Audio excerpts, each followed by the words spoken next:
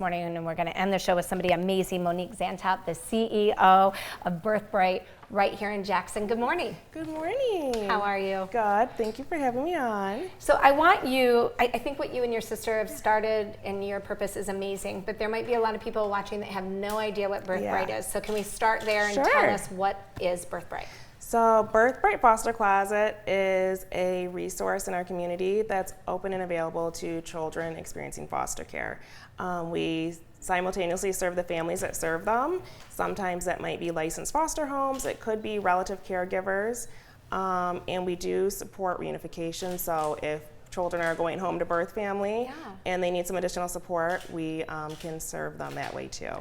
Yeah. So this is, in talking to you in the past, I know that it was an underserved need. Correct. That you identified and then just went into action. That takes so much courage and strength and knowledge. And how did you, did you just pull the trigger and start doing it, or? So no, my sister and I started this, and we were both licensed foster parents, and we both had some unmet needs when we were providing foster care. So we kind of had an idea already of what was lacking service-wise.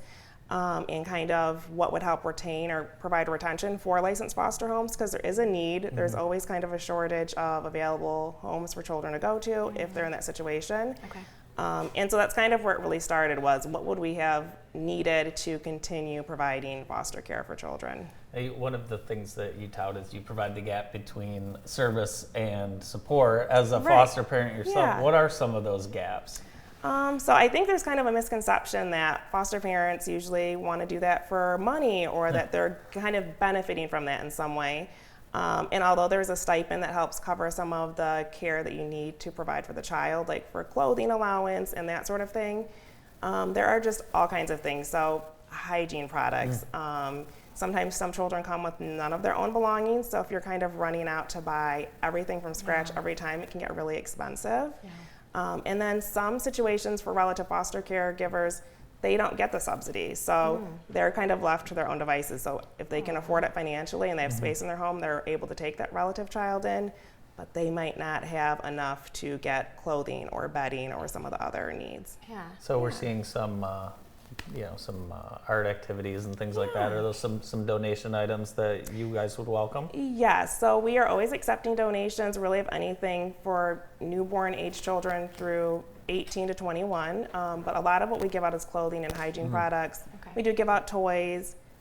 We've been doing a lot of back to school supplies since school's, getting ready to start back up. So that's kind of where we're at with that. I think a lot of people don't realize, laundry soap is a big one. Yeah. We've had tons and tons of people recently requesting those kinds of items, like laundry soap, dryer sheets, body wash, shampoo, and that sort of thing. We're talking about items that most people have access to, but really, it's not easy for a child to be in foster care, especially right away. What are some things that the children are going through right away?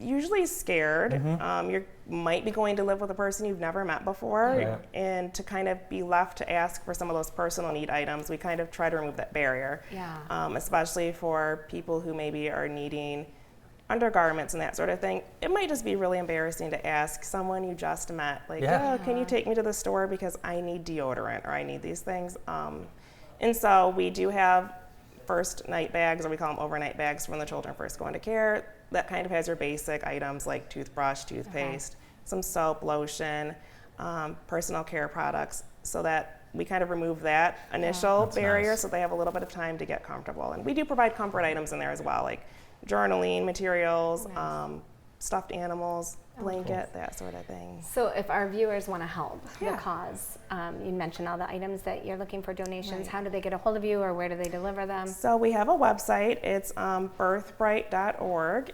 We're easy to find online. That kind of has details on everything that we do and provide, and how to donate and what we're looking for. People can give us a call. Our phone number is 517-769-0996. Okay. And we're on social media, so we're on Instagram and Facebook, and that kind of gives a better look at what we do with items once we have them. Yeah. We try to kind of tailor everything personally once we know the children a little bit, or what they're kind of interested in. And so that kind of showcases, once we have items, what are we able to do with them and how do we provide them? I know we're short foster care families in general in the area. Do you have an idea of how many children we have in foster care in the county? So I have an estimated number. It's creeping up about to 200 children in Jackson County right now. And we definitely do not have homes to serve that many children. No, we don't. So there's always a need for that. If people are interested and want to learn more, I know DHHS has some great resources as far as answering questions. They have some in-person things that people can check out to kind of see if that's a fit for them and how they could help if they're interested. And you mentioned you were a foster parent as well. Yes. Talk about maybe how you got into that. So we did that maybe close to a decade ago. Okay. We had a child. We were kind of interested in growing our family, but we weren't sure what that looked like for us.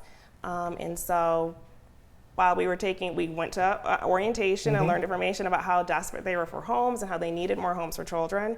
And so although we weren't certain of what our future held, we felt like that was something we could do right then to help and, have another child in our home and provide some stability. And then, of course, once you know that there's a need, it's kind of hard to just turn your back to that. Well, not everyone is, not everyone is exactly like you, so that's awesome. Well, I wish Very they cool. were, and it obviously, goodness and grace runs in your family for you and your sister to have taken up this cause. So if somebody is thinking about it, they reach out to DHHS if they're thinking about being a foster parent. If they need help, if they're fostering and they need help, do they need to go through those avenues too, or can they contact you guys directly? Contact us directly, so they can reach out to us online. We have an online shopping form if they just already know what they need and need items. Nice. If they're not sure, they can give us a call, but really anyway, they can directly contact us and let us know what their needs are, and we can see what we can do. What a great thing. What a great cause, right? What do you need today? Really just support, just spreading the word about the need for more foster homes, spreading the word that Birthright Foster Closet's here in Jackson County, and that we're ready and willing to kind of step in and serve wherever we can, whether that's emotional support. Sometimes people just need someone to talk to.